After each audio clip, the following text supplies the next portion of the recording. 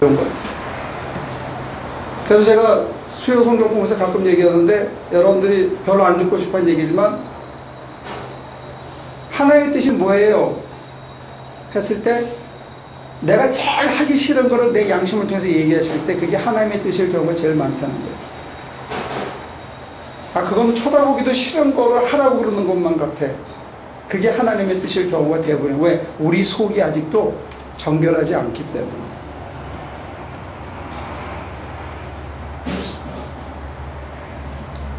조금 더 전진하면 우리는 하나님을 안 만나고 싶어요. 왜? 하나님 만나면 뭘 원할지 내가 대충 느끼기 때문에.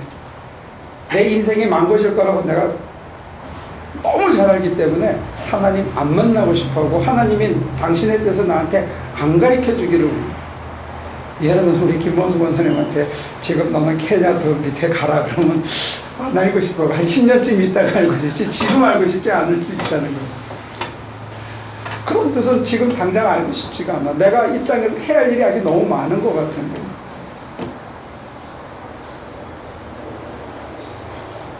저는 하나님께서 가만히 깔고 천막교회 하라 그럴까봐 미국으로 도망온 사람이거든요. 저는 그 뜻을 잘 알아요. 제 속이 어떤지를. 우리 생각에는 험하고 힘들고 거칠고 별로 생색 안 나고 아무도 이렇게 쳐다보지 않는 그런 자리로 우리를 몰아가시는 거에 대해서 우리는 별로 원치 않아요. 바울이 14년 전에 몸이 빠져나간지 어땠는지 모르지만 신비한 세계를 봤기 때문에 돌에 맞아도 매에 맞아도 파선의 위협도 따라갈 수 있는 거예요. 그게 원동력이에요. 원동력. 신앙의 에센스인데, 거기가 발전소인데, 핵발전소인데, 거기서 전기가 나오는 데인데, 우리는 그거 안 보고 싶어요. 그 다음에 가는 길이 싫거든. 그게 피곤한 길이거든요.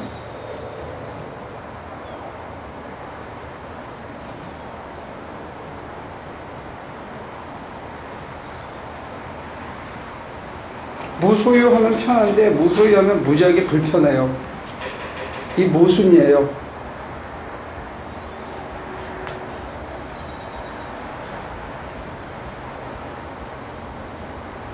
무소유를 하실 수 있으면 무지하게 편해져요. 심령이. 근데 무소유를 실제로 실천하면 하는 것마다 걸려요. 기다려야 되고. 쉽게 갈수록 편하게 할 수 있는 모든 일들이 다 기다려야 돼요. 참아야 돼요. 기다리고 참는데 점점 열받지 않아져야 그거 할 수 있어요. 이 돈맛이라는 게 세상에서 가장 달콤한 것 중에 하나인 것 같아요. 얼마나 일을 스무스하고 편하고 빠르게 처리해 주는지 몰라요.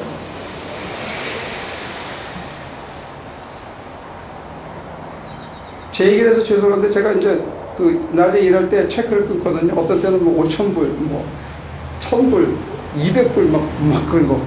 근데 저를 위해서 20불을 쓰려고 하면 이게 버들버들 떨리는 거예요. 저를 위해서 체크를 끊을 기회도 거의 없지만, 쓸 수 있는 돈도 없지만, 그냥 회사 일할 때는 팍팍 쓰는데, 교회에서 요즘 사야 된다 그러면 이렇게 막 떠오는 거예요. 이게 무소유가 인간을 아주 짜질하게 만들었더라고요. 대신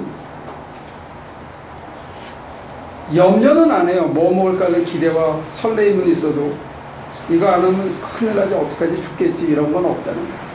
그런 의미에 무소유가 우리를 편하게 해주는 것과 불편하게 만드는 게 동전의 앞뒷면처럼 같이 가요.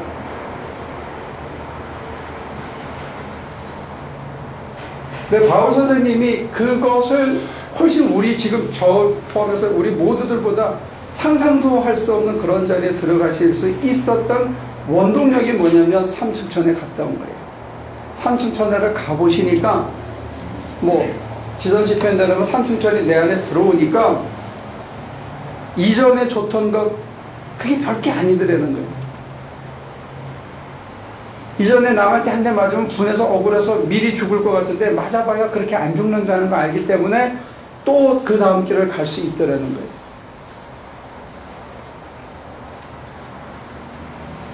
그래서 내가 지금 막 걱정하고 고민하고 죽겠다고 그러는 게 이 자리 갔다 오고 나서 다시 쳐다보면 별게 아닐 수 있다는 거예요.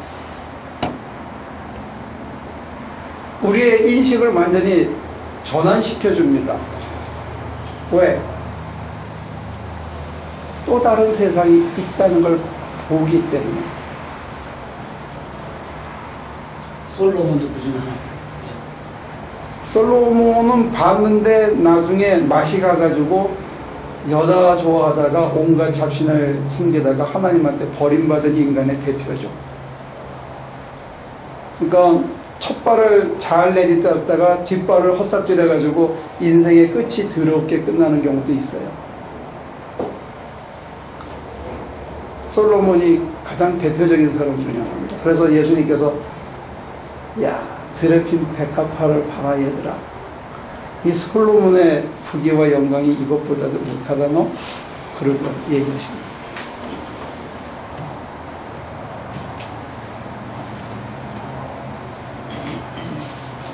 한때는 다 헛되고 헛된 거라고 지가 생각하고 말을 했잖아요. 솔로몬의 이름을 빌린 잠언 기자가 쓴 거죠. 인생의 막바지에서 이제 끝에 가서 헛된 거죠. 지혜를 구해서 하나님한테 칭찬을 받았던 솔로몬이 나이 들면서 여자를 좋아하던 젊은 시절에 그 피를 못 놓은 거죠. 소욕이 결국 그 사람을 망가뜨린 겁니다. 그래서 제가 지금 전하는 이게 성경에 나와 있어서 전하는 얘기고, 저는 잘하고 여러분들은 못한다고 힐난하는 얘기가 결코 아닌데, 이 성경은 우리가 생각하는 것보다 어떤 순간에 가면 우리 전 존재를 이렇게 대나무 우산 뼈대를 분지르듯이 한번 우리를 이렇게 꺾고 싶어 하시는 거예요. 여러분들이 한번 꺾이셔야 돼요. 그래야 이 대전환이 있는데 이게 참 받아들이기 어렵다는 거예요. 게다가 우리보다 훨씬 경쟁력 좋은 교회에서 피할 길을 자꾸 넓은 길을 일러주시니까 우리 같은 사람이 상술이 떨어지잖아요. 설명력도 부족하고 또 인격도 더 떨어지고 그러니까 이게 참 이게 비즈니스가 안 되는 거예요. 디바인 비즈니스가 이 설득력이 없어요. 그래서 한때는 저는 난 안 판다. 그냥 물건만 개발하자. 그래가지고 한 7, 8년 동안은 그냥 앉아서 물건만 개발한 거예요. 이게 진짜인지 저도 궁금하고. 그런데 이게 참 좋은데, 산수유보다 더 좋은데, 이거 어떻게 말할 수가 없어. 어떻게 얘기해도. 그 참, 어떻게 좀. 이게 현실에서 진짜 좋은 건데, 열안받고 살고, 누가 뭐라고 찔러도 기도하다 보면 또 위로받고 갈 수 있는 이 자유와 평안의 길인데, 이게 별로 이게 공짜로 나눠줘도 설레는 사람이 없어. 그래서 제가 주님한테 불평한 적이 있습니다. 속으로 스쳐지다가든지 뭐라고 쫑얼쫑얼 대는데 주님께서 저한테 잽싸게 그렇게 얘기하시더라고요. 넌 더했다 임마. 그래서 제가 아무 말도 못하고 네 그러고 말았습니다. 주님 눈에 저는 더 나쁜 놈이라는, 그러니까 이제 제가 이런 게 아니라는 거예요.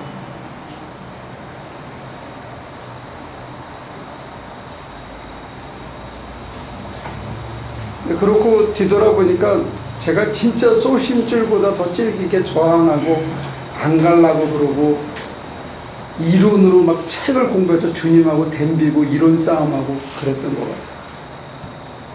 같아요.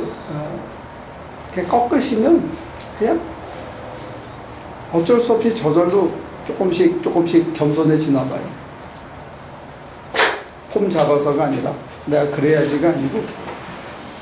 그래서 아까 말씀드린 이론으로 따지고 책을 연구하고 페이퍼를 쓰고 막 자기를 정립해가지고 내가 버티고 일을 악물고 있는데, 또 어떤 때는 사람들을 쳐다보면서 기가 막혀 있는데, 이렇게 제가 쭝을 대고 주님한테 말 스쳐 지나가듯 할 때 찾아오셔서 길게도 얘기 안 하시고 단어 하나 한 문장 얘기하시거든요. 근데 그 체험이, 그 신비적인 체험이 제가 얼기설기 쌓아놓은 어떤 이론도 한 방에 무너뜨리고 다른 세상을 보게 해준다는 거예요. 그러면 그때 분한 마음이 없어요.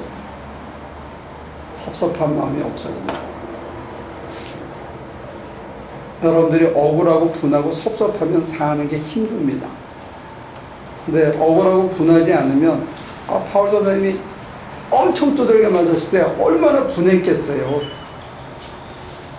법륜이 글을 근자에 쓴 걸 봤는데, 제가 20년 전에 법륜 스님을 보스턴에서 만난 적이 있거든요. 불교 간의 대화에서 제가 발제하러 갔는데 점심을 그 양반하고 같이 먹었어요. 점심 먹기 전에 발제하는 데 그렇게 된다고. 한국말로 이제 그분은 발표했고 누가 통역을 했는데, 중앙정보부에 끌려가가지고 매를 하여튼 무지하게 두들겨 맞고 나중에 이렇게 스테인레스로 되어 있는 이 철제 위에, 침대 위에 누워있으면 물을 붓는데 빨갛게 놓고 거기다가 전기 고문을 한다는 거예요. 그럼 막 온몸이 이렇게 뻔데, 그러다가 어머니 제삿날인가 어머니 상을 당했나 뭐 지금 기억이 뚜렷이 하는데 못 갔대요. 그리고 거기서 고문을 당하고 있는데 자기를 고문하는 사람들이 지쳐가지고 쉬려고 이렇게 가 있고, 자기는 빨가벗긴 채 처음에는 수치에 분노에 치를 떨었는데 어느 순간 이렇게 빨가벗고 이렇게 누워있는데 이렇게 싹 스쳐 지나가는 게 뭐냐면, 자기가 어린 시절에 이 논으로 다니면서 개구리를 잡아가지고 깍대기를 벗겨놓던 하얗게 된 개구리가 눈에 떠오르더라고요. 그게 자기 모습이랑 일치되면서 자기가 한 것, 다른 사람이 자기한테 하는 것, 이 모든 게 일체가 되면서 보여지면서 이 사람들이 하나도 안 미워지더라고요. 그런 걸 불교에서는 각이라 그럽니다. enlightenment. 우리는 은혜라고 부릅니다. 왜? 주님이 오셔서 넌 더 했어. 넌 더 했어. 네 자잖아요. 내 글자 때문에 제가 갖고 있는 모든 게 한 방에 무너지는 거예요. 내가 쌓아놓은 그 위대한 업적이 한 방에 탁 무너지는 거예요. 남이 이뤄놓은 거 그거 커 보이는데 너 힘들지? 단 네 글자에 그게 다 한 방에 무너지는 거예요.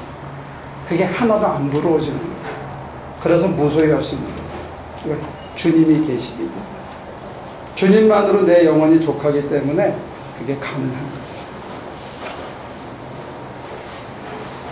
안기부에 중앙정부에 끌려가가지고 사람이 물을 뿌리고 철판에 놓고 전기로 지식하면 얼마나 힘들겠어요. 자기를 몽둥이로 막 파는 사람들을 거꾸로 매달아 놓고 물 붓고 패는 사람이 얼마나 믿겠어요. 얼마나.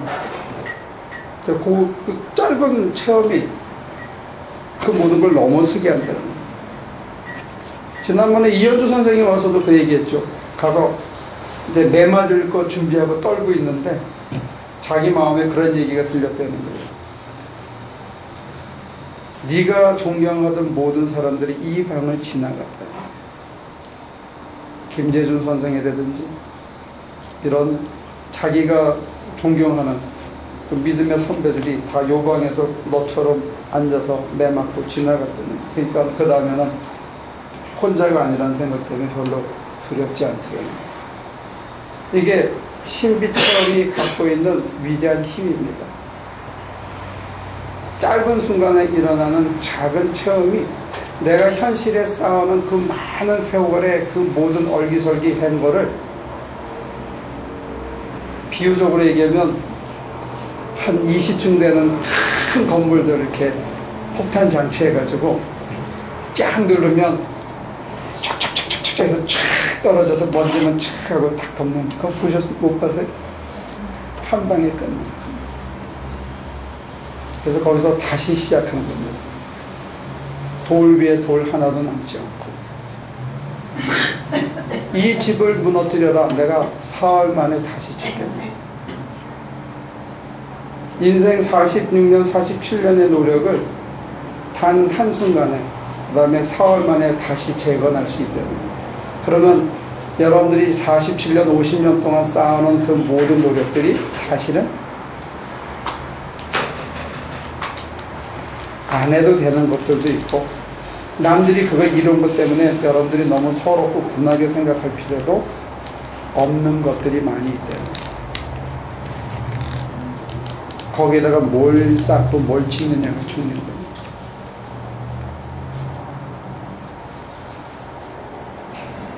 엉뚱한 거 가지고 우리는 비교 우위를 즐기고 있어요.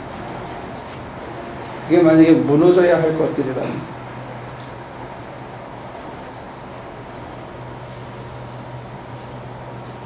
지난 월요일날 남장로님하고 저하고 최희순 장로 부부가 오셔서 딸하고 왔어요. 그래서 그 학위를 명예학위 받으신 다음에 어디 미국에 한 수십 번을 왔는데 여기 산타모니카나 뭐 어디를 한 번도 가본 적이 없대. 그래서 이제 장로님하고 저녁에 차라도 아이스크림이라도 하나 드시려고 이제 산타모니카를 잠깐 갔었어요. 이렇게 걸어갔다 와서 그 우리 1.5세들이 만든 그 요구르트 샵이 뭐죠? 핑크베리가 있더라고요. 그래서 거기서 이제 핑크베리를 대접했는데, 이게 참 맛있다. 그리고 아주 맛있게 드셨어요. 그러면서, 그래? 교회를 지금까지 몇 개나 지으셨어요? 왜냐면 그분이 100개 짓는 게 꿈이에요. 그랬더니 그 따님이 관리를 하는데, 90개를 지었고, 81개째 봉헌을 했대요. 아직 9개는 봉헌을 못해서. 그래서 이제 남장로님한테 물어봤어. 그 하나교회도 멕시코에 교회 많이 짓는 데인데 몇 개나 지으셨어요? 모르겠는데요. 경쟁이 안 돼. 둘이. 그러니까 저쪽에서 의아해가지고 다시 물어봤어. 그랬더니, 우리 처음에 기록을 하나도 안 남겨놔가지고 지금 우리가 몇 개를 지었는지 모른다는 거. 그래서 좀 서로 좀 서먹하고 무관해서 제가 물어봤어요. 저희도 100개 지을 수 있을까요? 당연히 그때 이제 그분이 짓죠. 뭐 그렇게만 지으면 더 짓죠. 이제 그렇게 해서 화기애애하게 서로 끝냈는데 남장로님의 대답이 걸작이, 우리 몇 개 지었는지 몰라. 근데 우리 사실 우리 돈으로 지은 게 아니기 때문에, 우리 몸뚱아리하고 시간만 빌려줬기 때문에 말이에요. 우리 뭐 몇 개 지었다 내세울 수 있는 형편은 못 되죠. 그건 세부 쓰면 안 되는 거잖아요. 네? 그거는 이제 뭐 해야 된다 말아야 된다 당위성을 얘기하는 게 아니고, 이제 남장로님하고 강강도 목사가 머리가 나쁘다 이걸 이제 얘기한 거예요. 이제 거의 벌써 치매가 와가지고 우리는 이게 마식 수준을 가고 있는데, 그래서 미리 얘기하면 이제 우리가 한명수 선교사님네가 1000에이커의 땅을 얻었더라고요. 1000에이커. 그래서 140만 평 정도 됩니다. 근데 가보니까 이게 쫙 하고 계곡이 쭉 떨어져 70피트. 그리고 이제 있어서 또 올라가서 벌판인데, 거기에 우리 선교센터를 지어달라고 해서 제가 지난 화요일 날 가서 터 잡아주고 수요일 날 왔어요. 근데 지금 처음 시작은 아마 1700스퀘어피트 정도 이제 선교센터 와서 숙식하고 잠깐 모임 갖고 하는 그런 단기 선교팀을 위한, 그리고 이제 그분 들어가서 살겠다 그러는데, 우리가 레이버데이 위켄드에 거기 가서 지었으면 해요. 여러분들 스케줄 잘 조정하시고요. 여성분들도 많이 이번에는 갔으면 좋겠어요. 왜냐면 제가 여러분들이 한번 꼭 봤으면 좋겠다는 데를 저 혼자 보고 와서 내가 미안해서 그래요. 그 모뉴먼트 밸리하고 앤텔럽 밸리를 한번 여러분들이 꼭 봤으면 좋겠어요. 거기서 멀지 않아요. 한 1시간 거리에요. 우리가 가는 선교센터 후보지에서는 불과 한 30분, 40분밖에 안 떨어졌어요. 교대로 가서 구경도 하고 또 와서 덕도 하고. 그래서 아마 좋은 구경거리가, 거기가 한선교사 말로는 그랜드 캐년보다 더 좋대요. 볼만한 곳이 3군데가 있대. 그래서 한나절은 여러분들이 구경할 수 있게. 그래서 지금부터 그 사이에 우리가 우리 교회 수련회나 야유예배를 대신하고 그때 같이 가서 3박 4일 안에 우리가 집을 한 채 지어야 돼요. 기억하시면 좋겠습니다. 네, 이 신비 체험에 대한 얘기를 하니까 내가 그 얘기를 하다가 얘기가 잠깐 딴 데로 갔는데, 그 인디안 어머니가, 한명수 선교사의 양어머니가 되시는 인디안 할머니가 그 1000에이커를 왜 내놓게 됐는지를 제가 지금 말씀드리려고 하다가 그렇게 된 거예요. 근데 그분이 아버지가 목사님이셨대요. 근데 거기서 한참 떨어진 거기에 지금 영어도 한마디도 못하시는 인디안 할머니인데, 나바 할머니인데, 골짜기를 지나와서, 이게 그분들의 표현이에요. 골짜기 너머에 살았는데 골짜기를 이었는데 왜 자기가 일로 넘어왔느냐? 그래서 죽는다고 그랬다는 거예요. 그래서 메디슨맨들을 다 찾아다녔는데 넌 이제 살 길이 없다. 그래서 죽는다 그랬다는 거예요. 그래서 이렇게 넘어왔는데, 넘어와가지고 이제 죽기로 해가지고 이렇게 버려졌는데, 자기 아버지가 어떤 사람들, 여자 둘한테 복음 전도자들에게 말을 한마디씩 줬대요. 하얀 말을. 근데 그